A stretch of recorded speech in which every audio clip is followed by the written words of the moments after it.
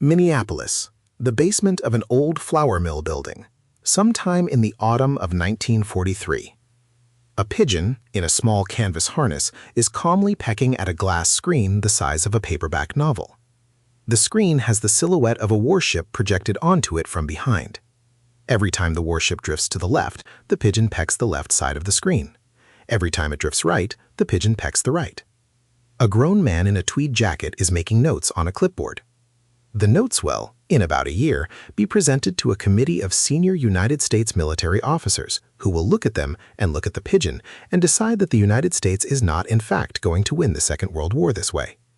The man with the clipboard is Burris Frederick Skinner, better known then and later as B.F. Skinner, of Harvard. By 1940, he is 36 years old. He is one of the most rigorous behavioral psychologists in the United States.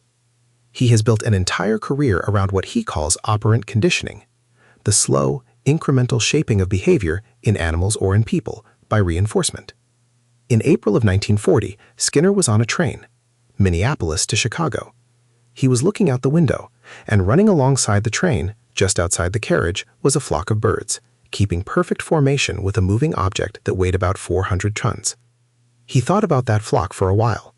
He thought about the fact that birds, anatomically simple birds, could track a moving target in 3 dimensions with a precision that the United States Army could not, at that time, build into any device the United States Army owned. He thought about the war, which the United States was not yet in. By the time the train reached Chicago, he had a sketch on the back of an envelope. A bomb, a glass screen in the nose, a pigeon in a harness. The pigeon would peck. The bomb would steer. He went home. He wrote a 1-page memo. He mailed it to the National Defense Research Committee. The committee thanked him for his interest. The committee politely declined. Skinner, undeterred, decided to build it anyway. He built the first prototype in a garage at the University of Minnesota, where he was on faculty at the time, on his own money. He used his own pigeons. He used a war surplus stopwatch. He used a piece of glass. It worked. The prototype was small. The prototype was crude. The prototype was, in the strict engineering sense, a piece of laboratory bench junk. But the bird inside the prototype, when shown a moving silhouette on the back of the glass, pecked the silhouette. When the silhouette moved left, the pecks moved left with it. When the silhouette moved right, the pecks tracked right. The pecks were consistent. The pecks were accurate. The pecks were, in any reasonable sense of the word, guidance data. By the summer of 1942, with the United States now in the war and the National Defense Research Committee desperate enough to take a second look at every weird idea on every shelf, the NDRC came back. They wanted a demonstration. Skinner gave them one. $25,000 in research funding was approved. The contract was administered, in one of those small pieces of American history that nobody has ever fully explained, through General Mills, the breakfast cereal company. General Mills had a small research laboratory in a flour mill building in Minneapolis. The pigeons moved in. So did Skinner. The weapon was called the Pelican. It was a glide bomb. Dropped from a high-altitude bomber, it would coast on stubby wings toward a target, with the pigeons doing the steering. In the nose cone of the Pelican, 3 pigeons, 3 birds, each in its own small canvas harness, beak forward, eye on a translucent screen at the front of the bomb. The screen showed, through a small system of lenses, whatever was directly ahead. The pigeons had been trained, on the ground, in months of careful operant conditioning, to peck the silhouette of a particular target, a particular ship, a particular kind of harbor crane, a particular building. When a pigeon pecked off-center, say on the left of the screen, small electrical contacts behind the glass registered the peck and translated it, mechanically, into a steering correction. The bomb's control fins tilted. The bomb turned. The target drifted back to center. The pigeon pecked the center. 3 birds, not 1, because Skinner did not entirely trust any single pigeon to maintain its concentration during the dive. A pigeon, even a well-trained pigeon, is still a pigeon.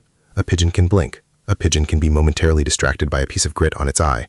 A pigeon can, theoretically, decide to take a half-second nap inside a falling bomb, although Skinner reported in his later writing that this never actually happened in any of his tests. The 3 pigeons would in effect vote. 2 pecks for the left, 1 for the right, and the bomb steered slightly left. Under laboratory conditions, including a rotating, accelerating, vibrating test rig that simulated the dive of a bomb falling out of an actual bomber, Skinner reported pecking accuracy of around 99%. In June of 1944, with development effectively complete, Skinner invited the senior committee of the NDRC to come watch. Now here's where it gets peculiar. The pigeons performed exactly as advertised. The pigeons hit the moving target on the screen again and again with the kind of consistency the men in the room had been begging out of their own electronic engineers for the entire war. And the men in the room, by Skinner's own account, could not stop laughing. They were not, Skinner is careful to say in his later writing, being cruel about it. They were not dismissing the man. They simply could not, in the middle of the largest industrial war in human history, walk back to the Pentagon and propose with a straight face that the answer to precision bombing was a Boston pigeon in a small canvas vest. The basic premise, Skinner wrote later, was, quote, too fantastic to be taken seriously even with a live demonstration in front of them. In October of 1944, the NDRC formally canceled Project Pigeon. The official memo, when you read it now, does not say the program failed. The official memo says, in essentially these words, that ongoing development of more conventional electronic guidance systems is making the organic alternative redundant, which was, at the time, not actually true. Electronic guidance in the autumn of 1944 was nowhere near where the pigeons already were. What the memo was politely not saying was that the men running the war could not, in their own meeting room, look at the project without losing their composure.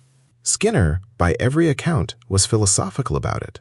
He gathered up his birds and his harnesses and his pecking screens, and he loaded the surviving pigeons into a station wagon, and he drove them back to his laboratory. They lived out the rest of their natural lives, by all accounts, on retirement. There is something almost touching about that, about a piece of military hardware that, at the moment of its cancellation, walked out of the laboratory on its own legs. The story does not end in 1944. The Office of Naval Research in 1948 came back. They had been quietly reviewing all the canceled World War II guidance research, looking for anything they could revive cheaply. They found Skinner's project. They renamed it Project Orcon, Organic Control. Skinner's pigeons, were their grandchildren, went back into the harnesses. They went back to pecking the screens. The Navy, more carefully this time, ran the same kinds of tests in updated rigs against updated naval target silhouettes. The pigeons performed beautifully. They always had. But by the early 1950s, electronic guidance was finally catching up. Radar homing was working, infrared seekers were working, television guidance in primitive form was working. The silicon was unreliable but improving fast. The pigeon was reliable, but the pigeon was a pigeon, and the pigeon required food and water, and a heated cabin, and a great deal of explaining to a Senate Appropriations Subcommittee. In 1953, the Office of Naval Research canceled Project Orcon for good. In 1960, Skinner sat down and wrote about the whole thing. The paper appeared in the journal American Psychologist. He called it Pigeons and a Pelican. He wrote it the way you would expect a man with that sense of humor to write it, deadpan, dry, slightly bemused at his own former earnestness. He estimated in the paper that he had personally trained around 64 pigeons over the life of the project. He thought gently that the project had probably been a worthwhile thing to try. There is one line in the 1960 paper that has stuck more than the others. Skinner wrote that he had often thought in the year since cancellation about how the experiment had failed not because the pigeons could not do the job, but because the people in charge could not, in his words, take a pigeon seriously. He thought that was a kind of failure of imagination on the part of the people. The pigeons, he wrote, had done everything that had ever been asked of them. The wrinkle that always sits in the back of this story is the modern one. Every guided weapon flying today, every cruise missile with a target-matching seeker, every drone with image recognition targeting, every smart bomb with a camera in the nose, is, in functional terms, doing exactly what Skinner's pigeons were doing in 1944. Recognize a target, peck the place where it is, correct for it as it moves. The hardware got better, the basic concept did not change. There is a thin line in research between an idea that is genuinely absurd and an idea that is simply 2 decades early. Project Pigeon walked that line for the better part of 15 years, and history has had a hard time deciding which side of it the project was on. Skinner thought it was the second one. Looking at what fills the nose cones of modern weapons, he probably had a point. If forgotten corners of American history are your kind of story, the next one is already in the saddle. I'll see you down the trail.